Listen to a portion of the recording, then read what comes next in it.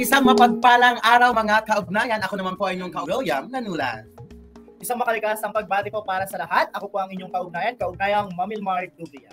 At magandang hapon po. Ako po si Jonas Zapatan, ang katutubong Bukidnon ng Kawayan. Unang episode ngayong taong ito ay marami tayong mga kasama. At siyempre, parami na yung ugnayan team, ugnayan Maya.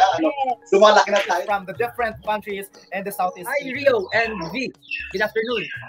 Good afternoon. I think the practices or the indigenous knowledge that contributes to human well-being and the conservation of the forest in my community, well, exactly is the custom laws, where the communities are not allowed to cut the trees carelessly unless the trees are already dead.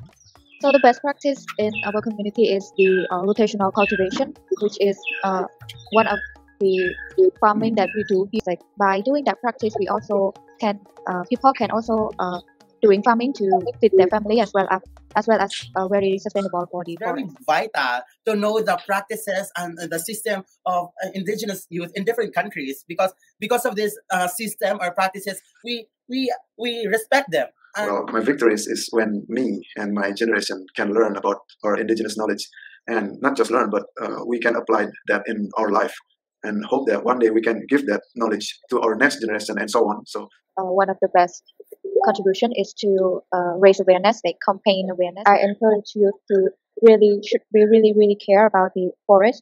First of all, it's not just about for themselves, but it's also for everyone around them. Like sustaining the forest is also a really big help for the climate change. As we know nowadays, climate change is a really big problem. The forest will allow, especially indigenous people, it is also part of our culture. Forest is part of our life. Nagpapasalamat tayo na naging isa kayo sa Kalahok at nakilala namin at mas naipakita namin at mas naidokumento din, nakatulong sa pagdokumento ng mga karanasan ng mga katutubong kabano. I guess mas na-realize ko na mahalaga talaga ang makikipag-ugnayan at magkaisa ang kabataan sa bawat sulok ng Pilipinas. Kaya habang tayo ay lumalaban para sa ating kinabukasan, mahalaga na makibahagi ang lahat. Kabilang na rin ang pakikibahagi ng mga katutubong kabataan. Sa akin na parang kilalanin yung komunidad, makiisa sa komunidad. Talaga. May kahalagahan yung patuloy kang umaasa, pero ibang bagay din yung nakakapagbigay ka ng pag-asa sa iba. Kung umaasa ka, dapat nagbibigay ka rin ng pag-asa sa iba. At isa yun sa mga bagay na natutuhan ko sa mga katutubong kabataan, yung pagbibigay natin ng pag-asa sa isa't isa. Para lahat tayo nagpapatuloy anuman yung hamon ng panahon. Ayan, tama ka dyan. Ang kabataan ng pag-asa natin sa hinaharap. Kaya nga kinakailangan na ang kabataan ay gumawa ng aksyon dahil tayo ang tagapagmana ng susunod na henerasyon. Ang Team Bukas na Bukas ay nakasama po namin at hindi lamang trabaho yung nabuo para sa amin, hindi lamang samahan ng bilang magkakatrabaho bagos parang ate ko, magkapatid, ganun na yung nabuo na samahan sa amin, kaya napamahal na talaga kami sa isa't isa. Maraming salamat kaugnayan Jonas, Mar Imunet, syempre sa ating mga bisita mula sa Ateneo. Napakahalaga na aktual na karanasan upang maging isang epektibong manggagawa, mamayan o kabataan. At ang pagkilala sa mga kasanayan, karapatan ng bawat isa, lalo na sa mga kabataan, ay pagkilala sa mapayapa, malusog at ligtas na kinabukasan. Ako si Lovely, isang katutubong dumagat dito sa Sierra Madre. Nakapaloob po ako sa isang mayamang komunidad dito sa Sierra Madre. Ang Sierra Madre po para sa aming mga katutubo ay nagsisilbing ina para sa amin. Ito yung pumoprotekta sa amin tuwing mayroong kalamidad.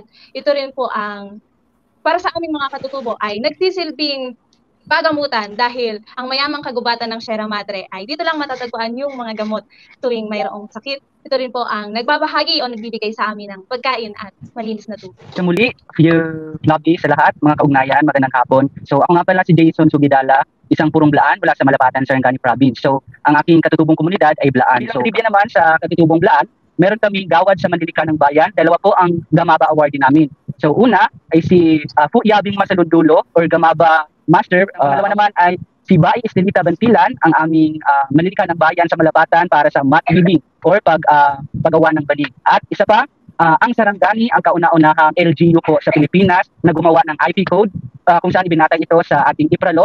Localize siya na policy para po author po niyan ay isang Blaan na si Pulong Fredo Basino po. So ayun lang, balik sa inyo kaugnayan. Isa din sa mga napansin ko kaugnayang Buliknik ay tumataas ng kamalayan ng mga katutubo tungkol sa ating karapatan, kung ano ba yung mga karapatan natin na nasasaad sa Indigenous Peoples' Rights Act at sa UN Declaration on the Rights of Indigenous Peoples. So dahil sa pagtaas ng kaalaman na ito, o kamalayan na ito, mas lalo nating naihahayag kung ano ba yung mga pangyayari o ano ba yung mga concern natin sa komunidad natin sa local platform, pero pati sa mga national platform at pati na rin sa international platform. Talagang meron ng pagbabago pagdating sa wika. Makikita natin sa mga younger generation o sa mga mas nakakabata nating mga kapatid na ang tinuturo na ng mga magulang nila ay hindi yung wika natin, hindi yung katutuwang wika na wika mismo ng ating mga ICC. Ay napapabayaan na yung pagpasa ng kultura o ng pananaw ng isang indigenous peoples sa pamamagitan ng ating wika. Naniniwala ako na ito ay mahalagang pag-usapan, hindi lang ng mga elders o ng mga nakakatanda, pero mas lalo na sa ating mga kabataan dahil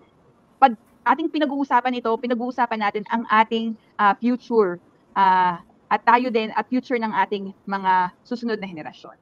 Ayun, so hindi na tayo magpapaligoy-ligoy pa mga kaugnayan, no? Sapagkat napaka-interesting yung topic natin ngayon dahil tungkol ito sa kalikasan. Napakadaming pwedeng gawin, lalo na sa panahon ngayon. Kaya iniwan ko yung isang katagang ang kabataan ngayon na kailangan ng bayan at ating inaanyayahan at iniintay lang buniknik yung mga kabataan sa mga tree planting activities. Napakadami, madaming organisasyon na nag-aantay ng mga kabataan na makilahok sila. Kailangan na lang natin silang i-direct na hindi lang naman sa pag-reuse, reduce, recycle sila, pwedeng mag-contribute. So, when it comes to biodiversity, saktong-sakto na meron tayong ina-update natin yung Philippine Biodiversity Strategy and Action Plan na inline dun sa global convention ng biodiversity. Kailangan natin i-ensure yung participation ng youth when it comes to biodiversity programs and activities. So, maraming salamat nga pala dun sa mga lumalapit sa amin na mga kabataan. Ang daming pamamaraan para tayo ay makasama kung talagang gusto nating makatulong para sa kalikasan, para maprotektahan natin ito.